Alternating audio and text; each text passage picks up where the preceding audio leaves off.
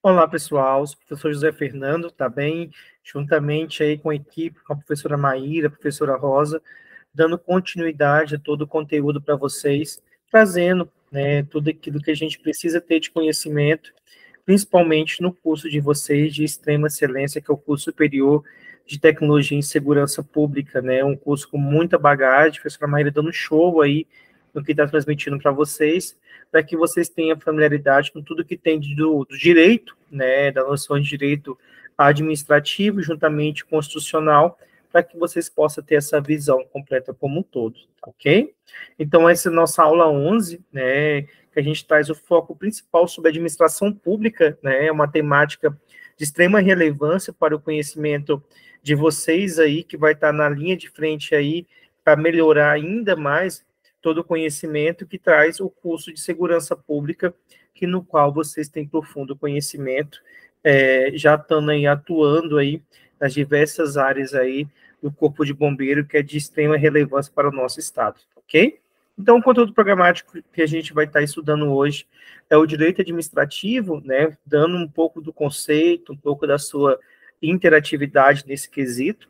A administração pública, né, que tem aí essa voltagem voltada para o serviço público, para o cidadão, para que os nossos clientes, né, tenham os poderes da administração pública, a organização da administração pública, como que ela é formalizada, como que ela é conceituada, para que vocês possam estar vendo todo esse contexto dentro desse conteúdo programático dessa aula, que foi feito com bastante carinho para todos vocês, tá joia?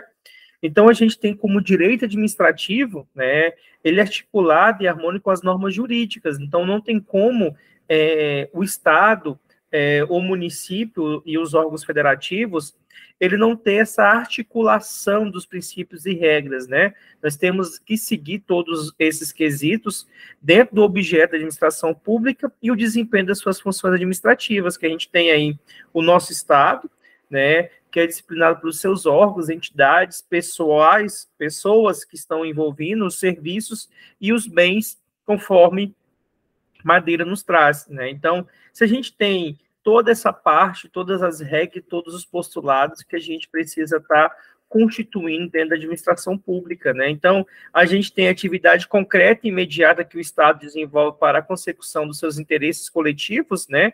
E a subjetividade, que é bem relevante, com um conjunto de órgãos trazendo aí a pessoa jurídica aos quais a lei atribui exercício da função administrativa do Estado. Então, a função do administrativo do Estado, conforme Moreira, né, bem citado por Moreira, a gente vê toda a questão concreta, imediata, que nós precisamos entender o interesse coletivo de várias pessoas e o interesse também individualismo, né, de cada ser, de cada repartição. Vamos pegar exemplo, né? O nosso estado ele é gigantesco, né? Então a gente precisa entender o interesse coletivo de todos os nossos tocantinenses, fazendo como exemplo, e também um pouco ele mais limitado por município, por região, por micro ou por macro região, para que a gente faça, de fato, a função administrativa do Estado. A gente tem também a questão dos poderes da administração pública, né, que a gente tem o exercício dos poderes de administração pública, é um dever e não é uma questão facultativa, por isso, né, que a gente sempre diz o poder de dever, na medida que o agente público deve agir para alcançar o resultado esperáveis, né, e a gente tem que sempre de encontro, que a gente tem que desenvolver e compreender quais são eles, né, que eles são feitos para poder atender o interesse público dentro da sua supremacia, como a gente sempre diz, e eles são irrenunciáveis, né? Não tem como deixar de renunciar o interesse público, de como que vai ser executado e como que ele vai ser resolvido para resolver um conflito ou um interesse da própria gestão pública, né? E nós temos também aí o poder hierárquico, né, o poder disciplinar.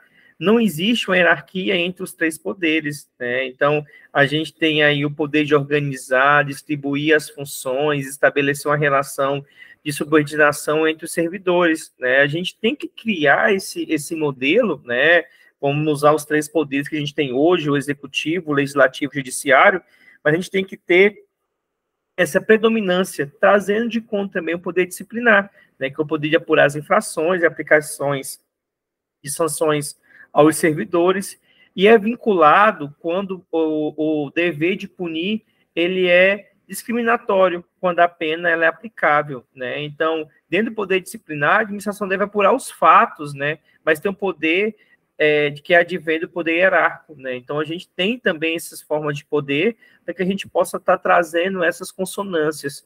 O poder de administração pública, né? A gente tem o poder de polícia, que é atividade que impõe uma limitação na liberdade do cidadão. Por exemplo, a pessoa que está com a habilitação ingeriu algum tipo de bebida que não está dentro do órgão que respeita as regras e os deveres e obrigações da pessoa que é habilitada, e aí, de algum fato, a gente tira o poder de habilitação daquele condutor de estar dirigindo, né? A gente tem também, dentro do poder de polícia, a atividade de fazer o benefício ao cidadão também, né? O limite de condutas individuais para o uso do transporte público, né? Que a gente também tem esse poder de estar ocasionando para esse cidadão que utiliza o transporte público. A gente tem um poder, trazendo um pouco de um exemplo do poder regulamentar, que é regulamentado o executivo. Já existe uma lei, né? Já tem uma lei para aquilo que regulamenta,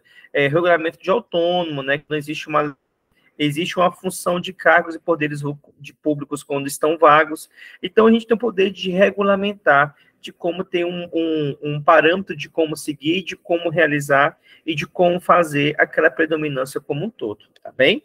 A gente tem de encontro, né, os poderes da administração pública, o poder vinculado e o poder discricionário, né, que no qual o poder vinculado, a lei estabelece todos os elementos, né, pressupostos, os requisitos do ato, não havendo para o agente qualquer liberdade de escolha. O poder discricionário, né, a lei determina o que o ato deve ser realizado. Cabe ao poder discricionário quando o modo, o tempo de realizá-lo. Qual vai ser o tempo que vai ser realizado? Exemplo, das polícias públicas, conveniência e trazendo o pressuposto também da questão da oportunidade, tá bem? A gente tem também as organizações de administração pública, né?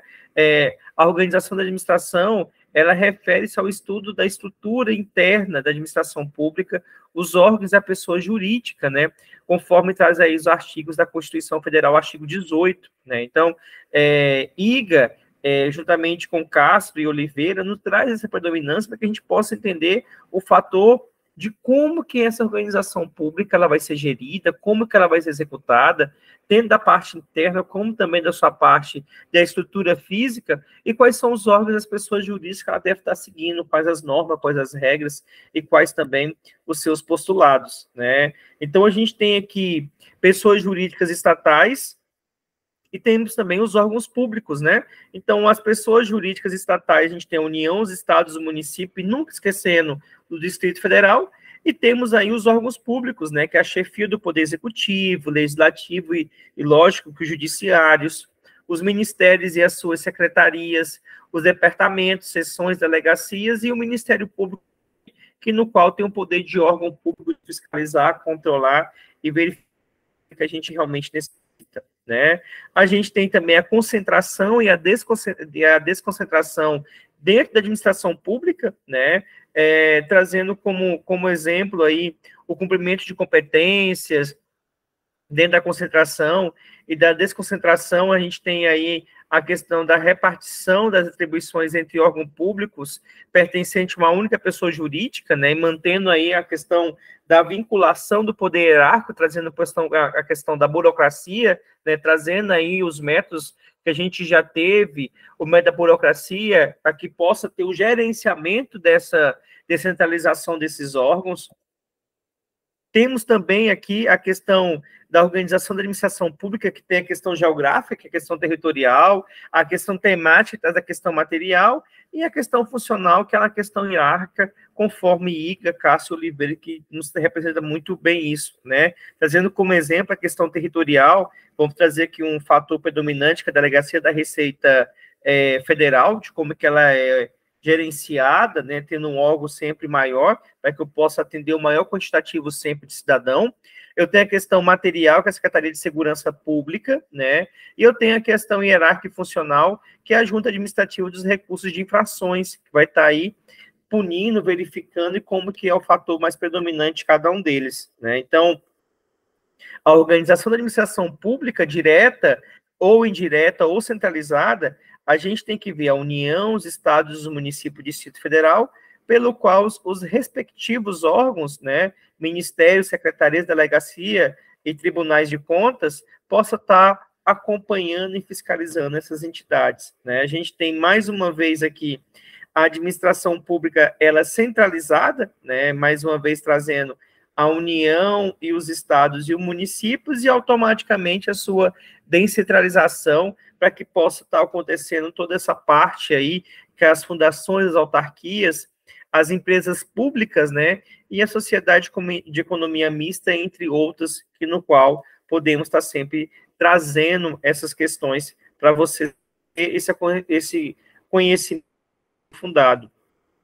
Temos também a questão da descentralização, que para determinada finalidade, e também a transferência de serviço. Então, trago para vocês aqui a questão, a finalidade de autarquia, né, que é a Unitins, que ela é uma instituição de órgão para a questão superior, e a gente tem aqui a transferência de serviços da pessoa jurídica como a concessionária de energia, né, e também a de água. A gente tem a Energisa, trazendo para Tocantins, temos a BRK, em outros locais aí a ATS atende também, que são concessionárias que estão aí terceirizando esse serviço para o direito privado, né, mas prestando um serviço público, né, de qualidade, e todas essas predominâncias que a gente tanto pede, que a gente tanto procura, que é a qualidade do serviço prestado para a gestão pública, tá joia?